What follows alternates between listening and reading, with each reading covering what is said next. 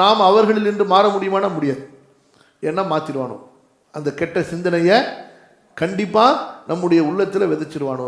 நம்முடைய இமாம்கள் என்ன சொல்கிறாங்கன்னா, அந்த ஷைத்தான் வார்த்தையை, அந்த பிதஅத்தான கூற்றுகளை ஒரு தடவை கேட்டாலே போதுங்கிறாங்க. முடிஞ்சு போச்சு, அவ்வளோதான்.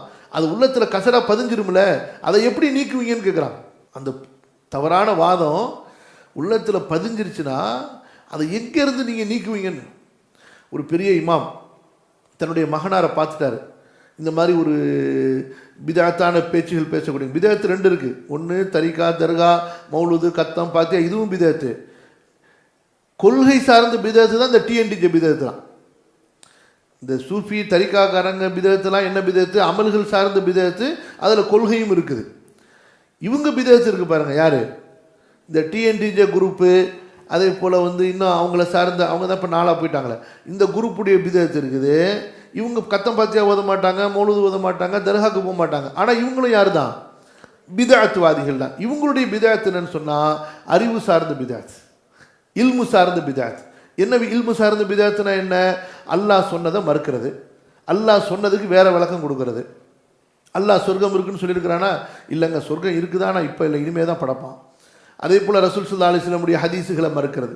இதெல்லாம் இல்மு சார்ந்த பிதஅத்துகள், மன இச்சைன்னு சொல்லுவாங்க. இதுக்கு தன்னுடைய சுய கருத்துக்களை புகுத்துறது மார்க்கத்தில், தன்னுடைய சித்தாந்தங்களை மார்க்கத்தில் புகுத்தி அதை மார்க்கமாக மக்களை நம்ப வைக்கிறது. நீ குர்ஆன் ஹதீஸ் தான் போதிக்கிறேன்னா குர்ஆன் ஹதீஸை படித்து கொடுத்துட்டு போயிடு. அப்புறம் என்ன ஹதீஸ் படித்து கொடுத்துட்டு இதுக்கு விளக்கம் என்னவென்றால் அப்படின்னு நீ என்னத்தை விளக்கம் சொல்லி அந்த ஹதீஸுக்கு நேர் மாற்றமானதை மக்களுடைய உள்ளத்தில் விதைக்கிறது. ஹதீஸுக்கு விளக்கம் சொல்றதா இருந்தால் சொல்லப்பட்ட ஹதீஸுக்கு ஒத்துல போனோம், சொல்லப்பட்ட ஹதீஸை மறுக்கிற மாதிரி விளக்கம் கொடுத்துட்டு இப்படித்தான் ஹதீஸை விளங்கிக்கணும்னு சொன்னால் இதான் அஹ்வா, மன இச்சைன்னு சொல்லி. அப்போ அந்த இமாம் என்ன செஞ்சார்? இந்த மாதிரி ஒருத்தருடைய வீட்டிலேருந்து தன்னுடைய மகன் வெளியேறதை பார்த்துட்டார். பார்த்தோன்னே எங்கே போயிட்டு வந்தேங்கிறார், சும்மா அவர்கிட்ட போய் பேசிட்டு வந்தேங்கிறார்.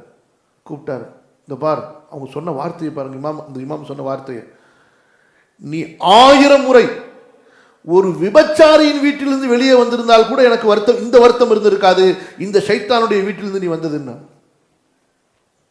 உங்களுக்கு அது இமாம் இப்படி சொல்றாருன்னு சொல்லிட்டு உண்மையிலே அவங்க சொன்னது கரெக்ட். ஏன்? ஒரு மனிதன் அல்லாஹ் பாதுகாக்கணும், அல்லாஹ் பாதுகாக்கணும், அல்லாஹ் பாதுகாக்கணும். ஒரு மனிதன் 1000 முறை ஜினா செஞ்சுட்டாலும் கூட அல்லாஹ் அவனை மன்னிப்பான் இல்லையா? பெரும்பாவம்.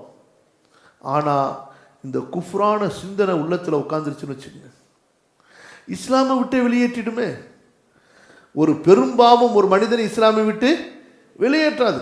ஜினா செஞ்ச பெண்ணையே அல்லாஹு தஆலா ஒரு நாய்க்கு தண்ணி கொடுத்தவன மன்னிச்சுட்டான். ஆனால் அதே நேரத்தில் முனாஃபிக்குகள் யாரு?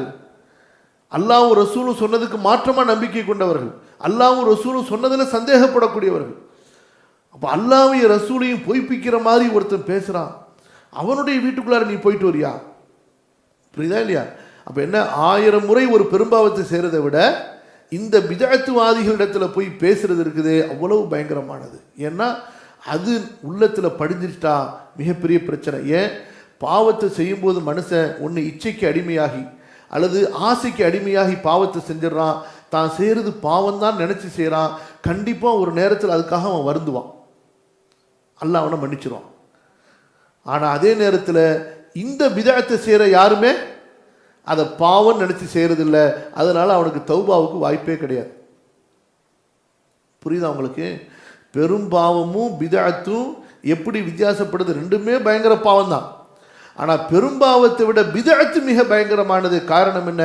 பெரும்பாவம் செய்யக்கூடியவன் கண்டிப்பாக அதை பாவம் நினச்சி தான் செய்கிறான். அவன் ஒரு நேரத்தில் கண்டிப்பாக தௌபா செய்துடுவான். அப்படியே தௌபா செய்யாமல் அவன் மரணித்தாலும் அவனுடைய அமல்களுடைய பொருட்டால் அல்லாஹ் அவனை மன்னிக்கக்கூடும்.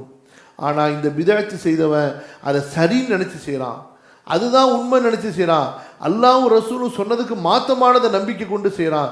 அதனால் அவன் அதிலிருந்து தௌபா செய்கிறதுக்கு வாய்ப்பே இல்லை. முற்றிலுமா அந்த கொள்கையே தவறுன்னு வெளியே வந்தாலே தவிர. புரிஞ்சா இல்லையா?